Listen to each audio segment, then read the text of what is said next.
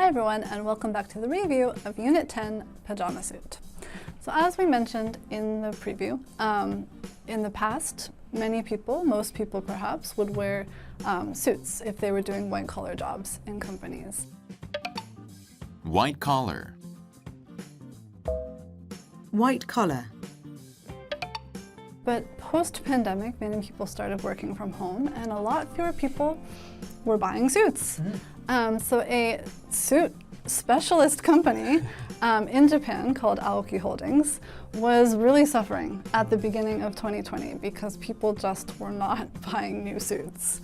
And so they were trying to come up with new things that they could sell because, the pandemic was uncertain. And the first thing they designed were these kind of attractive-looking washable masks. Everybody was wearing masks, so that's one place where, there's definitely a need. And in May, they rolled out this sort of series of masks, and they sold 12 million of them, so that's quite a lot. Roll out. Roll out.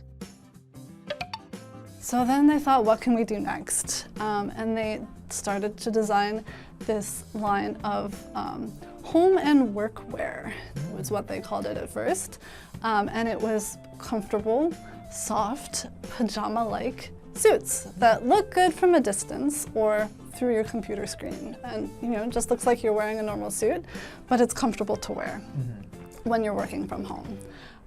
And people started coming into the stores and asking for the pajama suits. And so they quickly started responding to that, or they responded to that feedback and formally named them pajama suits. And they really took off. And so those launched in November of 2020, and they were really popular. Take off. Take off. I would wear a pajama suit. So Aoki took something that they were already good at, and they found a need in the world. And when many other suit makers were suffering significantly due to the pandemic and the decreased demand for suits, Aoki was doing really well. So if you can use your existing talents to make something new and necessary, that's one way to get through a pandemic. Right. So what kinds of fashion trends have you noticed? So people are wearing more comfortable clothes, and dress codes have kind of changed a little bit. Have you noticed any fashion trends in the last pandemic years, the 2 pandemic years?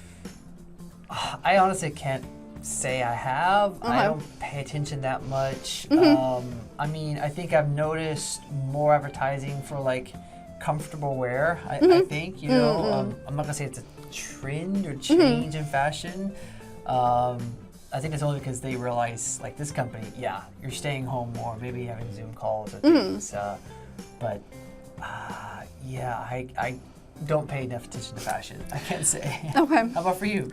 Kind of the same. And I noticed, during the pandemic, I noticed fashion a whole lot less because you're meeting a whole lot fewer people.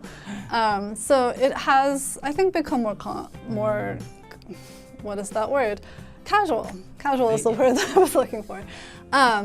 And I think I mentioned already that in a lot of the companies or the students that I work with, I had already noticed that, company fashion is way less strict than it once was.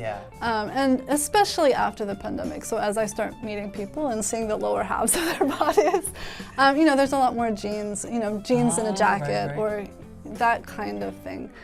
So I think that overall fashion has become maybe a little bit more casual, but I can't think of any specific trends. I heard something similar from some of my students who their companies, during this pandemic, there was a lot of time working at home, or a kind of a split shift in a way, home and office. And they kind of came to an agreement with some of the workers that they would do some days more casual. And I think a lot of people like that because working at home, you can be more casual more often. And especially if you're not always sitting in front of Zoom, you're just working at home, you can be in pajamas the whole time.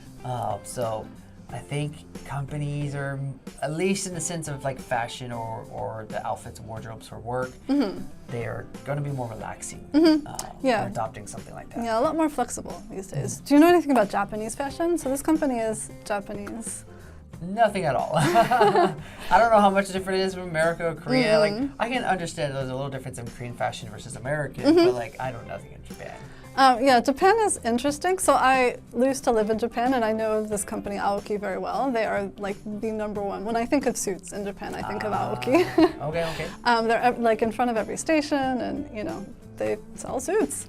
But the kind of funny thing that I noticed in Japan when I was living there is regarding suits. So there's a lot of like interesting fashion, like Harajuku fashion and all of those things, but it still is a relatively conservative-ish society.